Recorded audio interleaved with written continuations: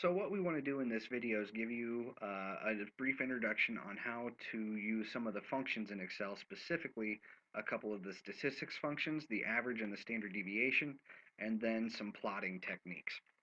Okay, so I've already put in the average here into that cell and the standard deviation here, but I'll show you step by step how to do it. So say for instance you're a student in a lab and your task is to measure the length of the side of a book.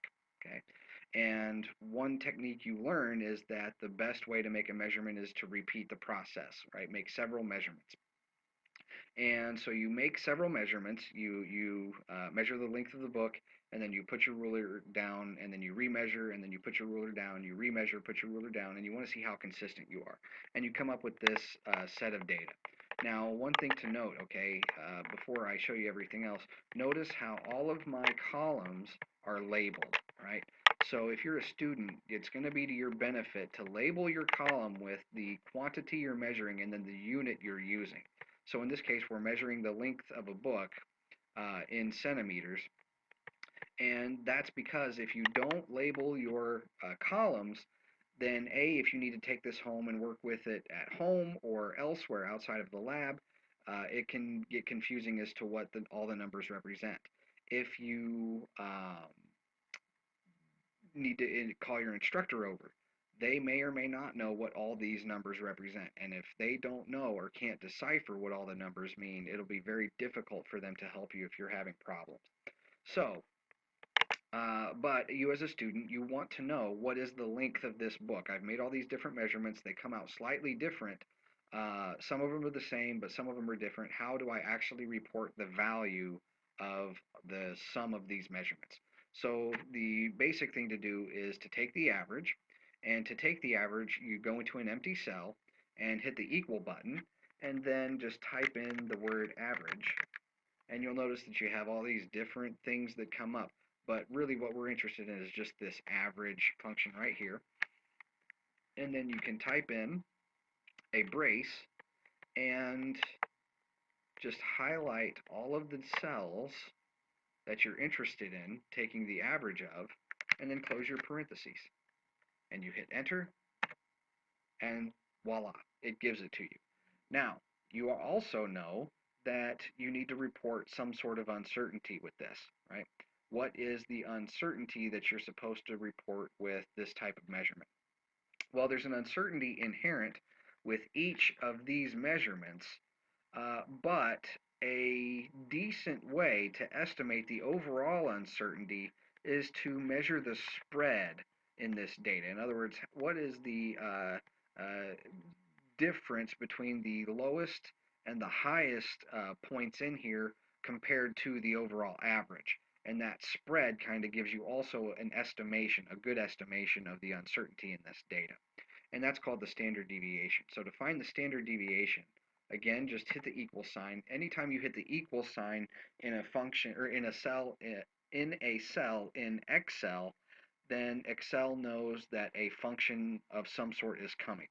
Whether it's summing up of all the numbers, taking an average, doing a statistical analysis, inserting a trigonometric function, something of that nature, it knows that some function is coming. So to take the standard deviation, all you have to do is type in STDEV, and then again, parentheses, highlight everything that you're interested in, and then close the parentheses and hit enter, right? And it takes the standard deviation for you. Now, I formatted these cells to only go out to 2 decimal places. So this standard deviation, if we reformatted these to be just a general number, that standard deviation should be several decimals long, right? In this case, it turns out to be 3 decimals long. Okay, but there's 3 decimals here, and your significant figures only allow you to go out to 2 decimal places here, so this must be rounded. So it's perfectly okay to keep the 2 decimals there, and so your standard deviation is going to be 0.02. So you would report this as 11.02 centimeters in length plus or minus 0.02 centimeters. So in other words, you're pretty sure it's about 11.02 centimeters, but it could be 11, it could be 11.4. Okay, that's what the interpretation of the uncertainty means. Now, how do we plot things? Okay, so we know that the slope of a position versus time graph is going to be the velocity. So one way to pull out the velocity of an object is to take the slope of its position versus time graph. So if you have two columns, one of time and one of position, and again they're labeled, all you have to do is go to Insert, Charts, Scatter, and it brings the chart up, right? And now what we want to do is add a trend line, okay? So if I come down here, what I want to do is hover over a data point and right click with the mouse, okay? Hover over the data point, right click with the mouse, this menu will come up, and here we have Add Trend Line. Now, in this case, the data looks linear, and let's say that this is a wind-up toy, and I know it's supposed to move at a constant speed, then the slope should be linear. But what is the value of that slope? What is the velocity of this toy car? Okay, so I fit it with a linear trend line, and when you have this Format Trendline menu over here, you can scroll down to Display Equation on Chart, right? And I also like to display the R-squared value. So there we have these, and now let's interpret these a little bit. So we know that the velocity of if an object is moving at a constant velocity, then its position versus time graph should be linear, and that's exactly what this equation is. We get y equals 2x, which is of the form y equals mx plus b. Now, b, representing the intercept, is 0, so we don't have an intercept, and we just have a slope. And that slope, in this case, is 2. And what are the units here?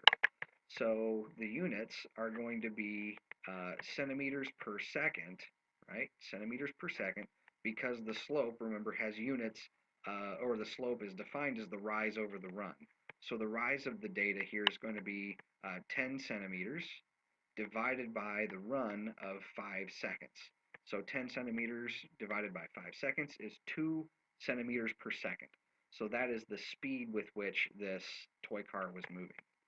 Now this R-squared value is just a measure of how well this equation, y equals 2x, describes these data points. Now in this case, this is a contrived example. I just threw in these numbers, and it came out perfectly because I intended it to. Real data is not going to necessarily look this clean, but a good experiment with simple equipment should yield fairly high R-squared values. So the R-squared values, if it's 1 or close to 1, then it means it fits the data very, very well. The closer you are to 0, the poorer the fit. So you might want to either try the experiment again to see if you get better data, or try fitting the data with a different function. If you know the data should be fit by a specific function, then of course you want to use that function. But if you have no prior knowledge, then you may want to play around, and you may be able to say, oh, maybe these two variables are related logarithmically or by some power law as opposed to linear. Okay. Now let's look at a case where things are not linear, and this data is a simulation of radioactive decay. So imagine that you're in a nuclear lab and your instructor gives you a sample of some radioactive substance, and you have a Geiger counter, and after the first second of running your Geiger counter, you record 779 decays. After 2 seconds, you record 607 decays. After 3 seconds, during the third second interval, I should say, you record 472 decays, so on and so forth. And we want to plot these. Now I'm going to purposefully ignore this top 2 columns here, or the top 2 rows, because of the way they would affect the trend line. Now, obviously, this trend line is not linear. If I were to include these top 2 data points here, then I wouldn't be able to fit this with an exponential function. because Excel doesn't like zeros in exponential and logarithmic functions. Now, just to give you an idea, notice that this Excel automatically starts with a linear trend line, and it's up to you to decide what else to use, okay? So I'm going to go ahead and display the equation on the chart and the r squared value, and notice, okay, the r squared value is a lot less than in the previous example, and that tells you that maybe this may not be linear, okay? This might not be linear. And so now let's fit it with different functions and see what happens. I can fit it with a logarithmic function, and oh, that's a much better fit. So if we didn't know ahead of time that this was supposed to be exponential, then that might be an option that we could use.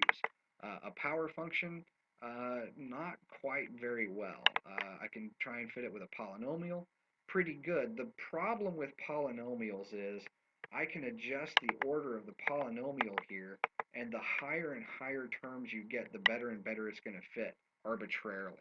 So we don't typically like to use polynomials except in the cases of projectile motion where we know position versus time is going to be quadratic.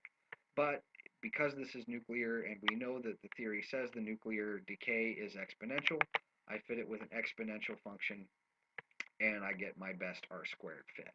Okay, so that is how you can play around with plotting some data, fitting the data with a trend line, and putting the r squared value and a little bit about the interpretation of the r squared value. We're going to use these over and over again in the lab, and I hope you found this tutorial helpful, and I will see you guys in the lab. Take care.